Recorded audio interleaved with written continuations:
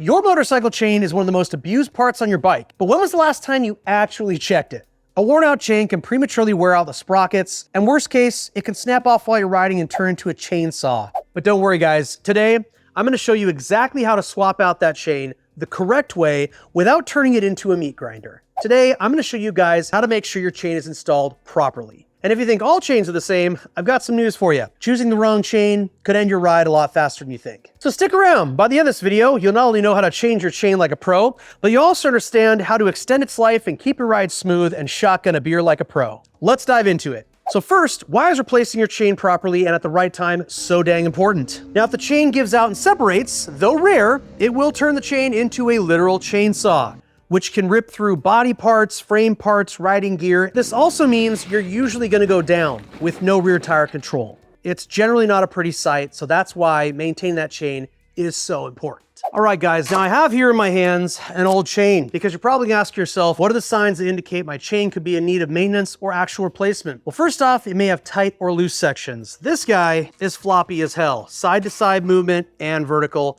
just loose, super loose. If you can see rust on the outside of the chain, you can bet there's rust on the inside of the chain. It has links that don't want to move. Now, I'm not going to go through this whole chain and find a locked up link maybe, but if you have two links that refuse to move when you pry on them, or they just go, if it takes muscle, that's not good. When your axle adjuster is maxed out, that's another indicator. If you've adjusted that rear wheel all the way back and there's no more room to move, that chain is done, toast. Last but not least, if you're getting weird vibrations in your rear end, somewhere from the bike, weird clinging, clanking sounds,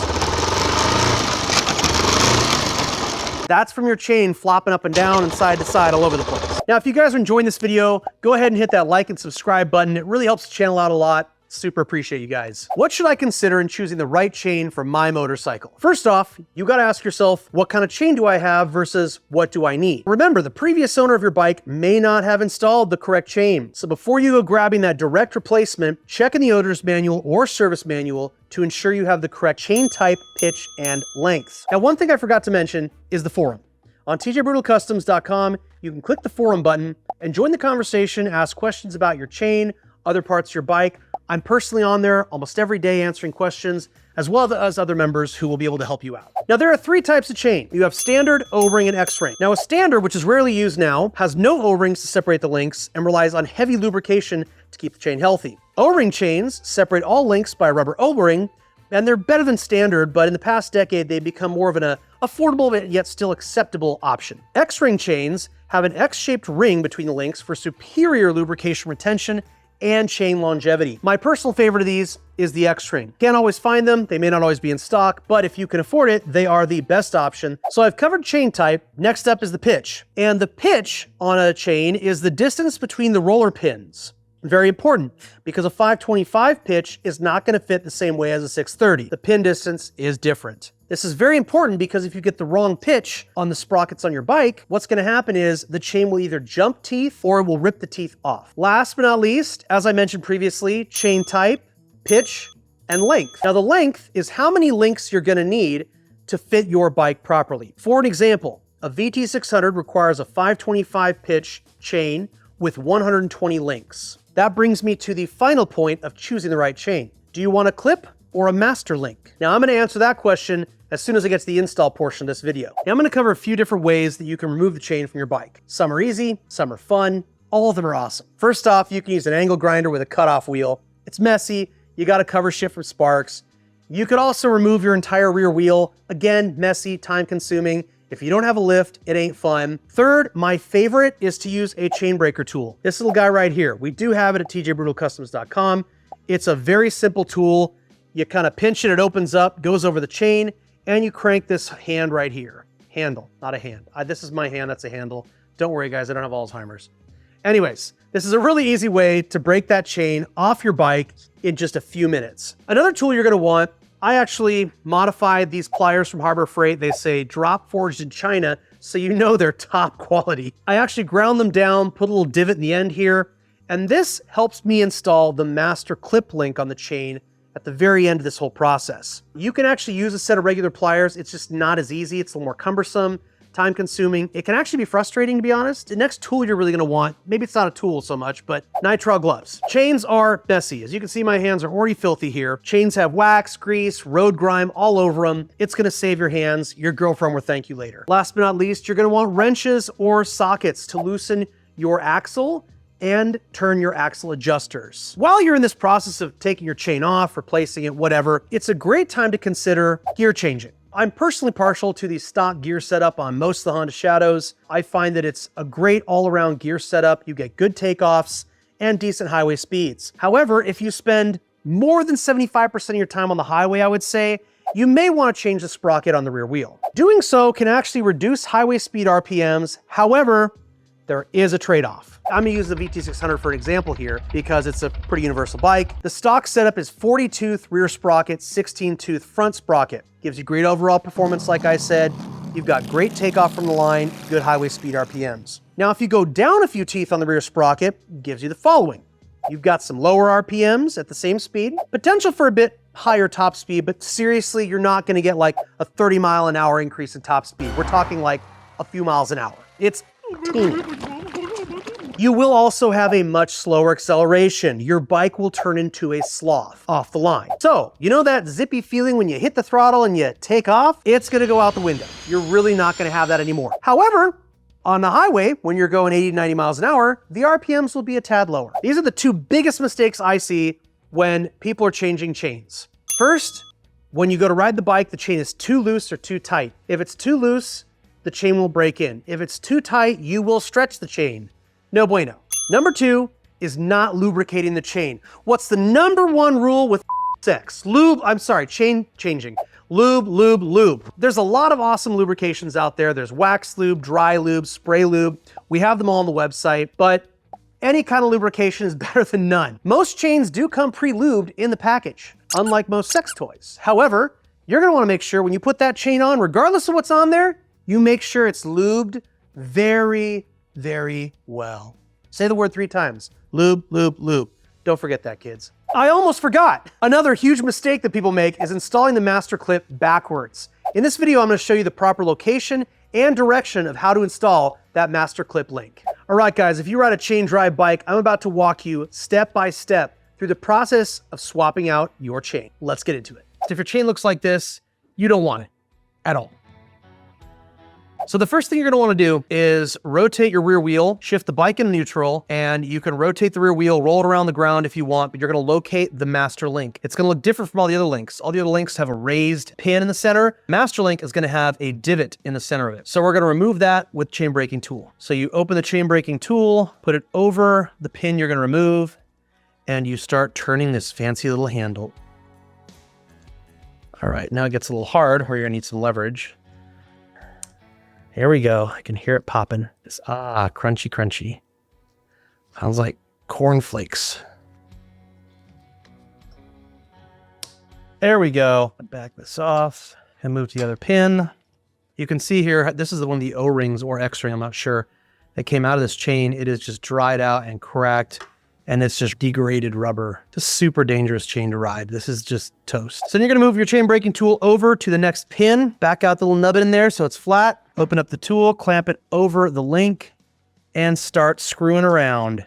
All right, so now we have pushed both of these pins back, and we've taken off this link. Let's see if we can get this link here, which holds both these pins, out of the chain. Now the chain's disconnected. Okay, so remember I told you guys to shift the bike to neutral, so you're gonna wanna turn this sprocket, which is gonna feed the chain through, and pull it out the bottom. Now you can take this chain, make a coat rack, throw it in the ocean, beat your children with it. There's all kinds of fun things you can do with old rusty chains. You can make a belt out of it and be really uncomfortable all the time. All right, next thing I'm gonna do is I'm gonna take a 14mm accommodation wrench. I'm gonna loosen the lock nut on both of the axle adjusters. There we go. That one's loose. I'm gonna go around the other side. Same thing. And then I'm gonna take my 14mm socket and back both of these out. If they're in good condition, once you loosen them, they'll back right out. Before we reinstall this, we are gonna put a little anti-seize on both of these axle adjuster bolts. All right, now I've got a 17mm combination wrench on the left side of the bike, and I have a 24mm on the axle nut. Now, if you have a license plate bracket and you want to run that license plate on the left side of your bike, highly recommend just swapping the axle. Have the axle go from the right side of the bike through to the left side and put the nut on over your license plate mount. So now we're gonna hold this side. This is the axle itself. I'm gonna break the nut free. Stand up for this. So once that axle is loose, tap that tire forward. All right, next step.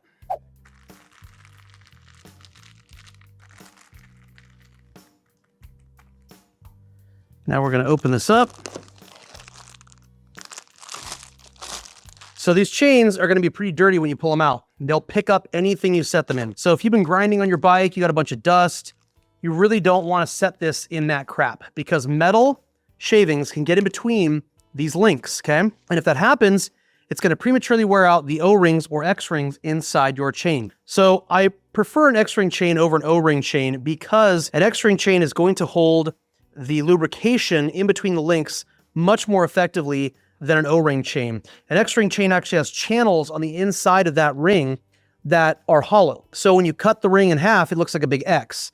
So in this little area here, it's gonna hold lubrication against the links of the chain. Pretty awesome stuff. But if you can't afford it, it's totally okay. O-ring chain does a fantastic job. They do not last as long, but they're still a wonderful chain. So here we have a 525 120 link with this 525 pitch, 120 link chain for our Honda Shadow VT600. And I have a clip master link. I'm not a fan of rivet master links, and I will tell you why. Some people say this is the lazy way to go. Yes and no.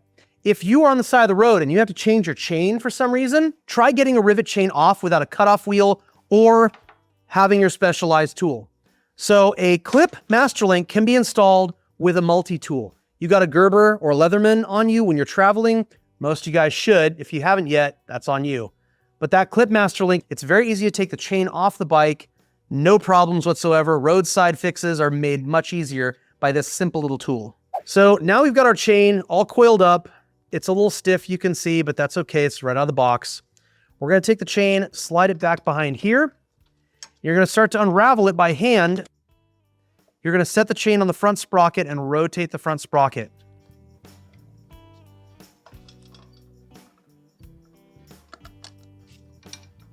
Yes, it is skipping links right now. That's okay.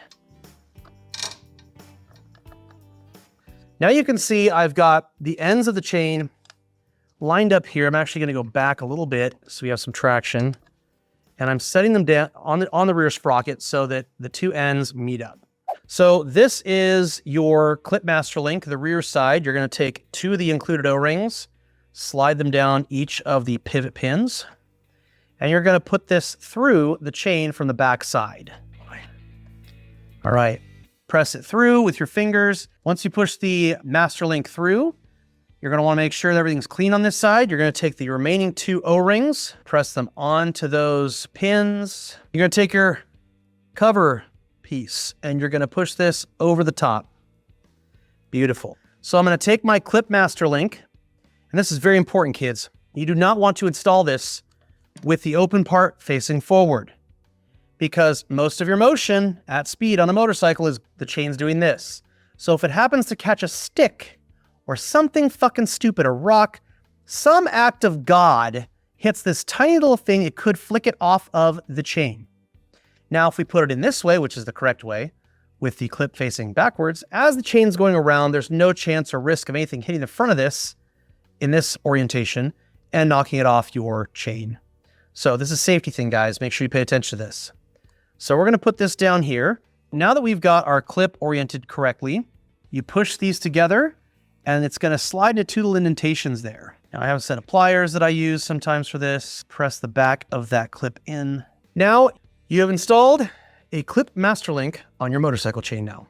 All right, all that is left now is to adjust our axle to the point where we have tensioned our chain properly. After that, we're going to lubricate the chain, but I will explain that later. So you're going to take the axle adjuster on the left side of the bike first, and you're going to tighten it down. You also want to check your front sprocket, make sure that all the links are sitting in the teeth of the sprocket. Nothing's jumped around, nothing looks weird. You can see the chain is starting to tighten up a little bit. So I've gotten to the 4th notch from the front here. I'm gonna go the other side and do the same thing.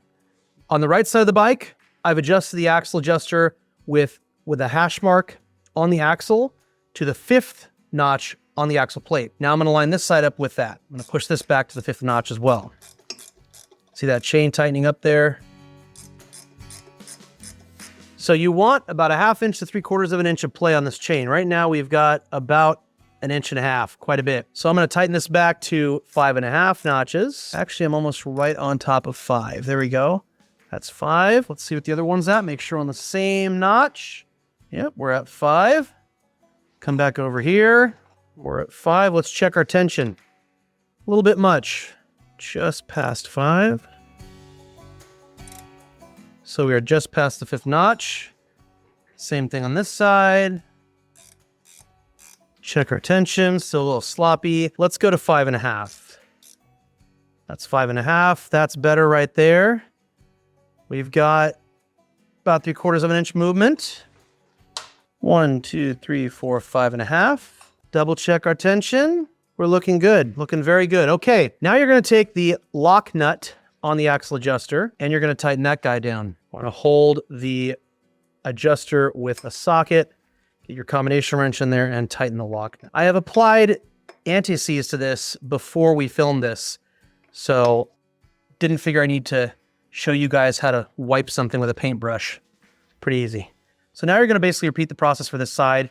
We've adjusted the axle adjuster. We're gonna set the lock nut as we did on the left side of the bike. 17mm combo wrench, 24mm socket. You're gonna hold the axle with one side and tighten the nut back down.